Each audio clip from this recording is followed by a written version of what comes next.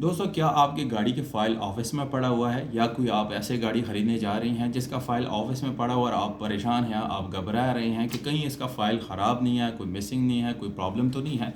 तो हम इस वीडियो के अंदर आप लोगों को बताने वाले हैं दोस्तों कि आपके फ़ाइल कहाँ पे और मौजूद है, इसका कितना फ़ायदा है और अगर वो ऑफ़िस में मौजूद भी हैं तो आपको कोई परेशानी है या परेशान होने की ज़रूरत है या नहीं। तो पूरी तरह हम डिस्कस करेंगे और इस इन्फॉर्मेशन को आप लोगों तक पहुँचाने की कोशिश करेंगे दोस्तों। उससे पहले आपसे एक छोटी सी गुजारिश है दोस्तों कि अगर आपने चैनल सब्सक्राइब नहीं किया तो चैनल को सब्सक्राइब करें मज़ीद इस तरह इन्फॉर्मेटिव वीडियोस के लिए, ताकि हम आप लोगों को मज़ीद इन्फॉर्मेटिव वीडियो दिखा सकें और आप उससे फ़ायदा ज़रूर उठा सकें दोस्तों।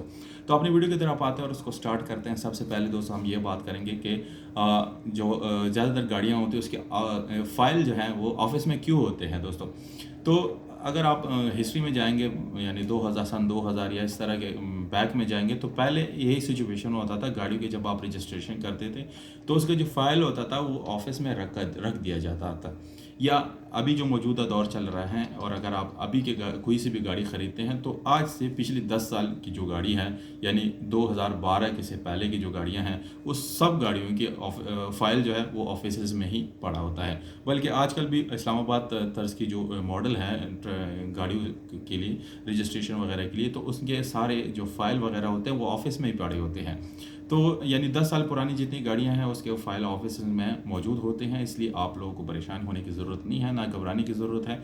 बल्कि ये तो एक अच्छी बात है कि आपका फ़ाइल एक सेफ जगह में पड़ी रहती हैं और ज़्यादातर वो सेफ भी होती हैं दोस्तों, क्योंकि मैंने ज़्यादातर ऐसे केसेस देखे हैं जिनके पास यानी फ़ाइल मौजूद होता है बाय हैंड, तो उसमें से कुछ ना कुछ पेपर मिस हो जाते हैं या कोई प्रॉब्लम ज़रूर आ जाती है। पर अगर आपका फ़ाइल जो है वो ऑफिस में पड़ा हुआ है, इट्स मीन दोस्तों कि आपका जो फ़ाइल है वो सेफ़ है और आप जब भी लेते हैं तो वो आप लोगों को आसानी मिल जाता है। अब दोस्तों इसको लेना कैसे है और उसमें यानी आप लोगों को क्या डॉक्यूमेंट रिक्वायर्ड है या किस तरीके से आप उसको ले सकते हैं। इन केस आपकी आप कोई गाड़ी ख़रीदते हैं और उसका जो फ़ाइल है वो ऑफिस में पड़ा हुआ है और आपने उसको लेना है, तो सबसे पहले उसके लिए जो ज़रूरी बात है वो गाड़ी आपके नाम पे होनी चाहिए। अगर आपके नाम पे नहीं है, इन केस किसी और के नाम पे है, तो आप उस आदमी से रब्ता करेंगे, उसको इस कन्विंस करेंगे कि मैंने गाड़ी का फ़ाइल लेना है। तो एक बहुत ही सिंपल स्टेप्स हैं और वो स्टेप कोई इतनी ज़्यादा नहीं है, 10-20 मिनट के अंदर हो जाता है और वहीं से आपको जो है फ़ाइल मिल जाता है। तो उसके लिए क्या करना है दोस्तों कि सिंपली आपने उस ओनर को कन्विंस करना है, या अगर आपके अपने नाम पे है, किसी भाई के नाम पे है, आपने एक दरख्वास्त लिखनी है। एक्साइज दफ्तर में आपने वो दरख्वास्त लेनी कि मुझे फ़ाइल हवाला किया जाए। बल्कि आपके पास जो डॉक्यूमेंट होते हैं उसके ऊपर ये चीज़ लिखी होती है कि इस गाड़ी का जो फ़ाइल है वो ऑफिस में पड़ा हुआ है। अगर वो आपको दे देते हैं तो वो वहाँ पर मेंशन कर देते हैं, पहले से आपको लिखा हुआ होता है। यानी अगर आप गाड़ी ख़रीदते हैं, सपोज़ आप कोई गाड़ी ख़रीदने जाते हैं और आपको ये पता नहीं है कि उसका फ़ाइल कहाँ मौजूद है, तो वो डॉक्यूमेंट के ऊपर मेंशन होता है कि फ़ाइल ऑफिस में है या फ़ाइल जो है वो मालिक के पास है।